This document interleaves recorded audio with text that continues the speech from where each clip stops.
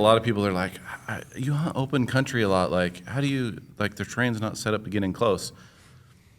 The more open country, the better, I feel like, because you can keep your eye on the animal. Like, just watching what it does when its head's down. Like, if, for the most part, if you're sitting still, when they're looking your direction, they're not going to pick you up. So, Yeah, completely agree.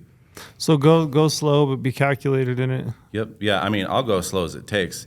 One thing I don't do is, like, when I go in on a stalk, like most people, it seems like they're like, oh, I need to go in and get this shot and get it.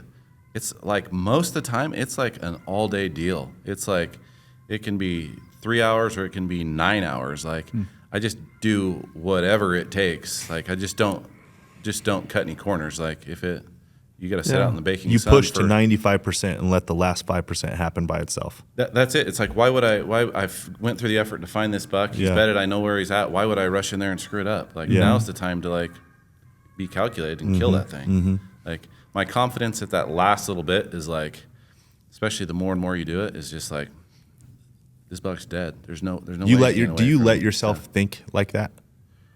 So like when you look into sports psychology, you know, I don't know if you're into sports psychology at all and listen to people who really study the mindset of like high level athletes, but some of them will let themselves think about winning the Super Bowl and like what they'll say afterwards, what they're going to say in an interview, what they're going to do with their families. And then there's a lot of athletes, very high level athletes, that will not let themselves think about it. And they see therapists to like make sure they don't want to think into the future. They need it to let it happen. Do you let yourself think about killing it?